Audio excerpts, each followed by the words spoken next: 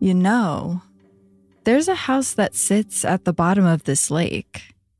Residents of Salem, Connecticut, had heard this urban legend their entire lives, that sitting at the bottom of their town's own lake was a fully intact house. No way. Kids would shout on playgrounds while their peers tried to creep them out with stories. No, it's true. My dad heard piano music playing from the bottom of the lake while he was out fishing. There's something down there. Tales of this mysterious house and how it got to the bottom of the lake swirled around the town of Salem for generations, and many credited it as just another urban legend. What they would eventually find out, however, was that if you were to slip beneath the murky surface of Gardner Lake and sink to the bottom like a stone, you would find an old wooden house on the lake's floor. But how did it get there? Well, in 1895, a man named Thomas LeCount wanted to move his summer home from the south shore of the lake to the east shore, and he hired a contractor named Mr. Woodmansey to do the job.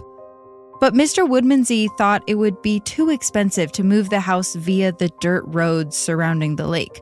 Why do that when it was a much shorter path to move it over the lake? The plan was to wait until the winter when there was a thick layer of ice coating the lake, and then carefully slide the home from one end to the other. Once the dead of winter hit, he and his men shoveled paths through the snow on top of the ice and had horses and cables brought in. Then, on February 13th, he and his men got to work.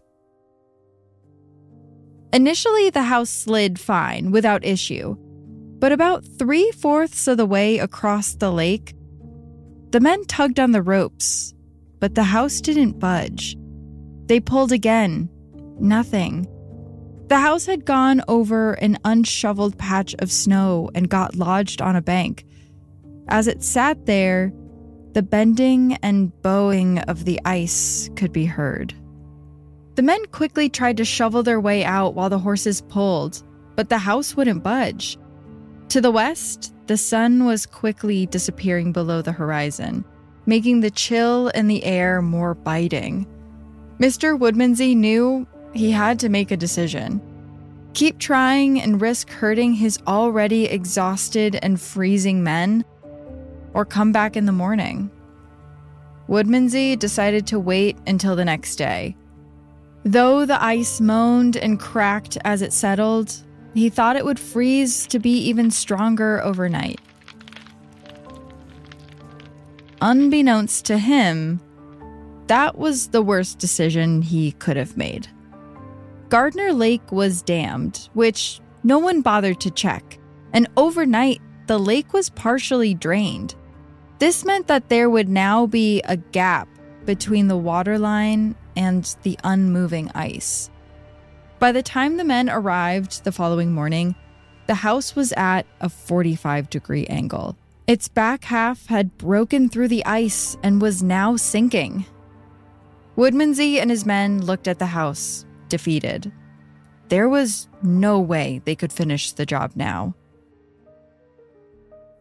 The house eventually settled in 15 feet of water when spring came and melted the ice. For the next few years, the attic was still visible above the waterline, and over the winter, people would skate up to it. But over the next few decades, it would sink further and further into the mud, until there was nothing but the legend of the house at the bottom of the lake. This is just one of many times where an old urban legend actually had some truth to it. Over time, the story may have warped and grown, but it didn't change the kernel of truth behind it. Today, I want to share more of those legends with you. The strange, the spooky, all the way to the downright terrifying. I'm going to share with you 2 stories. The first one is the legend of a monster in the woods that may hold more truth than anyone wants to admit. And the second is about a funhouse mannequin that's not what you think. And as always, Listener discretion is advised. It's that feeling when the energy in the room shifts, when the air gets sucked out of a moment, and everything starts to feel wrong. It's the instinct between fight or flight, when your brain is trying to make sense of what it's seeing. It's when your heart starts pounding. Welcome to Heart Starts Pounding, a podcast of horrors, hauntings, and mysteries. I'm your host, Kaylin Moore. If you're new here, thanks for joining us. This is a community of people who love to follow their dark curiosity wherever it leads them. To dive further into the community, you can follow the show on Instagram and TikTok for shorter horror bites, and join me on Patreon for some bonus deep dives and archived episodes. I've also started our own Rogue Detecting Society newsletter, which will have updates on the show, as well as some recommendations and shoutouts. Sign up today at heartstartspounding.com. To start us off, I want to tell you a legend. If you were to travel to Malz, Switzerland in the late 90s, you would see a beautiful pine tree forest dotted with wildflowers. In between the forest, you'd see a few large fields with paved walking paths. You'd see locals from the nearby village walking the paths on the weekends, and children playing and laughing. You'd hear light wind blowing through the trees and tall grass. But if you listened close enough, you may hear something else. Whispers. Mostly from children, trying to scare each other with tales of what lives in these woods. You'd never guess from looking around at the beautiful landscape, but some people believe that something terrifying is lurking behind the pine trees. Some call it a cryptid. Others believe it's human. But everyone calls it the same thing. Le Loyon. It seemed at first that everyone knew someone who had seen Le Loyon, but no one had seen it for themselves. Locals would tell stories of their friend who saw a tall, imposing man walking the paths by himself. He was described as wearing a gas mask, a long black cloak, and a military boiler suit. They estimated he was over 6 feet tall, and his hulking appearance and scary garb made him stick out. But just as quickly as he was spotted, he would be gone. Tales of Le Loyon circulated for years, but as time went on, instead of the legend dying down, it seemed that more people were starting to see him for themselves. One local mother was out walking with her kids one night when she caught a glimpse of Le Loyon. She reported, quote, "It scared my children. He came out of the woods with his military clothes. We saw neither his face nor his eyes behind his big, dark gas mask. It was scary." Another resident, Marianne Descleux, claimed that, quote, "It was a rainy Sunday. He had on a cap, a dark cloak, and gas mask. What goes on in his head? I don't know. It was unpleasant. I hope I never run into him again." People had all sorts of theories about what Le Loyon could be.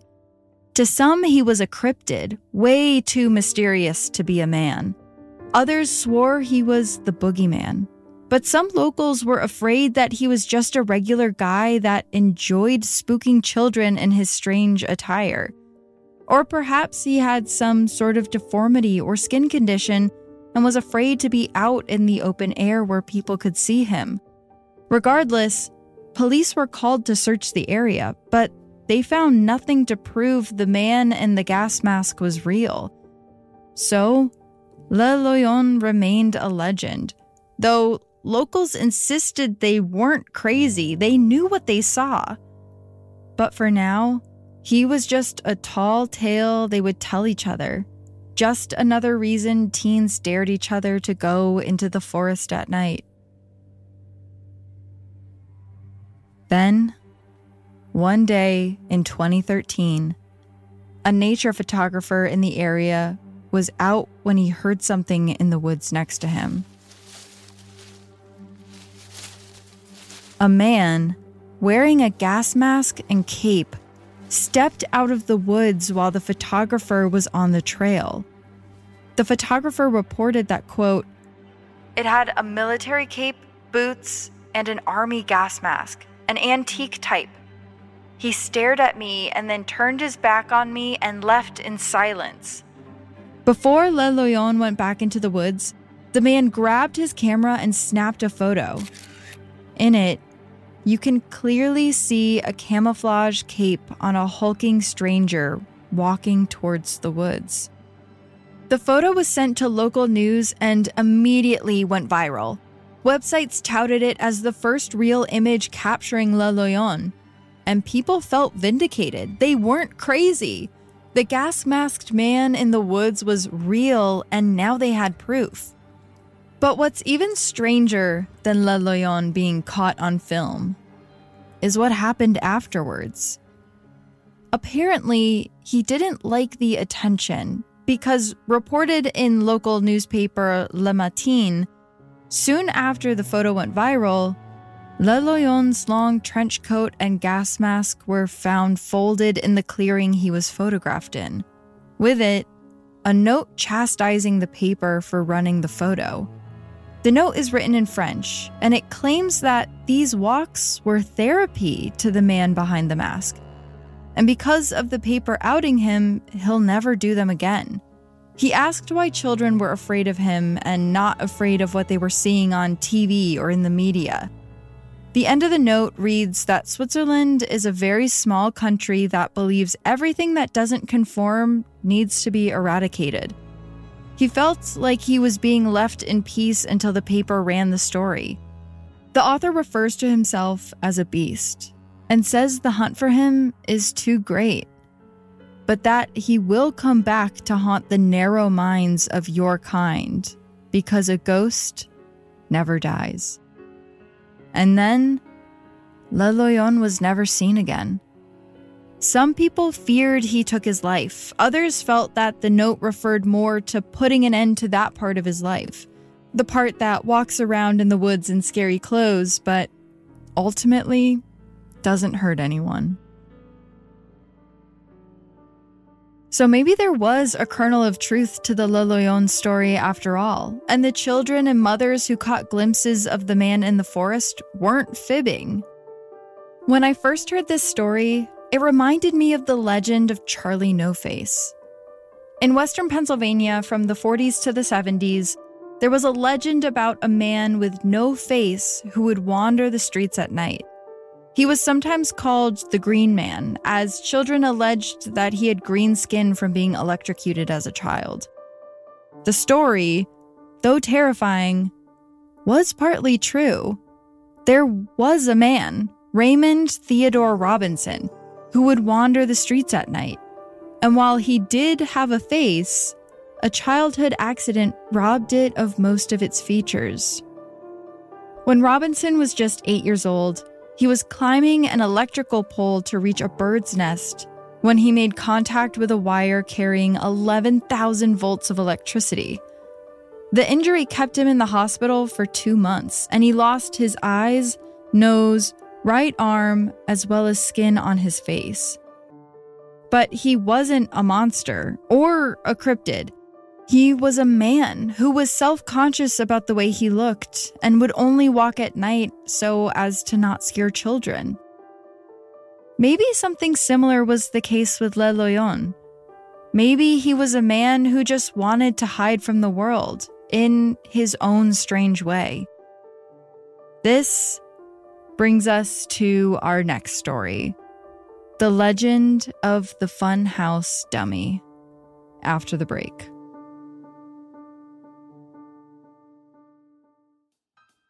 Our next legend is unlike one I've ever heard before, and it starts in Southern California at the turn of the century. From 1902 to 1979, there was an amusement park called The Pike in Long Beach, California, that jettisoned out into the ocean. It wasn't just a pier that the park was built on. It was about 6 city blocks that were constructed over the water. And it was where everyone hung out. In the early 1900s, it was a place you could see the first motion pictures as they came out, catch a ride on a wooden coaster out over the waves, or even get a tattoo as they first started becoming popular.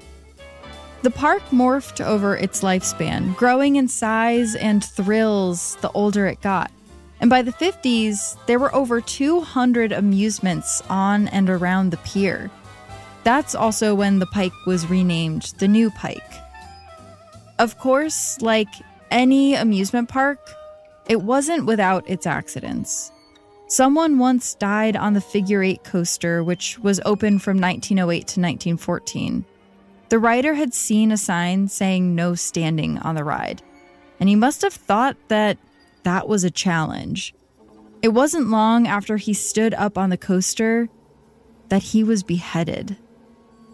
But that's not where this legend starts. This legend starts on another section of the pier, inside an attraction known as the Laugh in the Dark Funhouse. So this attraction was a ride where guests would load into a car that would follow a track through different horror-themed rooms. And from what I've seen of it, it was pretty terrifying. One of the first things you would pass on the ride was a 6-foot-tall papier-mâché woman named Laughing Sal. Sal looked like a rag doll who grew up into an oversized adult. And if you fed her a few cents, she would do a horrifying, deep belly laugh for you. The rest of the ride was full of fake skeletons and wrapped-up mummies. As you turned a corner, a devil's face would pop out from nowhere in the dark. Most of the ride was creepy, but still fun. A place for kids to scare each other and for teens to have a few moments alone in the dark. But there was one prop in the funhouse that really seemed to stick out. Towards the end of the ride, there was a mannequin that had been painted with red fluorescent paint and was strung up by its neck to give it the look of a hanging man. While the other mannequins looked plastic and had these large, cartoonish-like expressions, this one looked sullen and frail. Its expression was especially lifeless, almost peaceful. One young boy remembered the smell of that part of the ride. It was rotten and strong. He'd get a chill every time he'd pass the hanging man mannequin. And kids started telling each other that while the other skeletons and dead bodies on the rides were fake, this one was very real. You would hear whispers about the real dead body in the ride as you waited in line. Kids would shriek as they passed the hanged man, and teens would try to touch him to prove they weren't scared. The hanged man became local legend. But as with the theme of this very episode, legends are usually rooted in a bit of truth.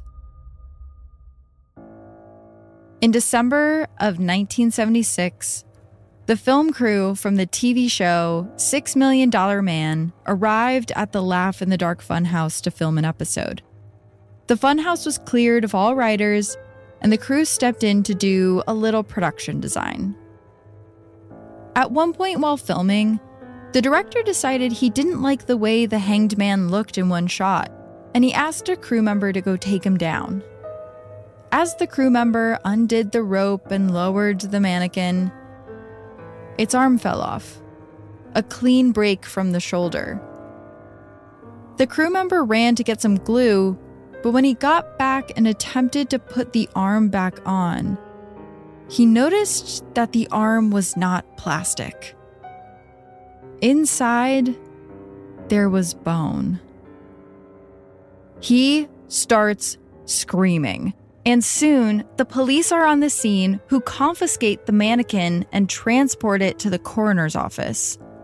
There, it's promptly confirmed to be a real dead body. But how did a human body end up in a funhouse? And who was this person? The coroner did a preliminary exam and ruled that the body looked ancient. Perhaps it was a Central or South American mummy that was mistakenly sold as a prop. The police not so jokingly admitted that this wouldn't be the first time they've encountered that. Yikes. During a more thorough autopsy, however, it was discovered that a copper jacket from a bullet was lodged in the body's chest. The technique used to embalm him was also a modern one, not what was used in ancient Central America. So now the coroner believed that the body was less than 100 years old. Also found during the autopsy was a ticket shoved into the corpse's mouth for the LA Crime Museum. It wasn't much, but it was somewhere to start. The coroner, Thomas Noguchi, worked with historians to trace the paper trail of the body, and they came to the conclusion that this man was Elmer McCurdy, an Old West outlaw who was killed in a shootout and then sold as a prop for decades after. Elmer's story starts in 1911, when he and a group of bandits robbed a train in Oklahoma. They made off with some whiskey and $45, which doesn't seem like enough to die over, but this was the Wild West. 2 days after the robbery, Elmer died in an hour-long shootout after a posse seeking retribution for the robbery found him. But Elmer's story hardly ends with his death. After the shootout, he was brought to the local funeral home in Pawhuska, Oklahoma, where they embalmed him.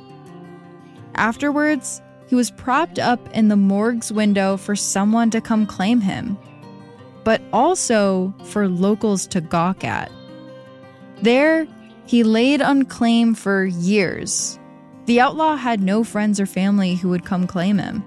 His family, it was rumored, was in Maine and didn't even know he was living in Oklahoma.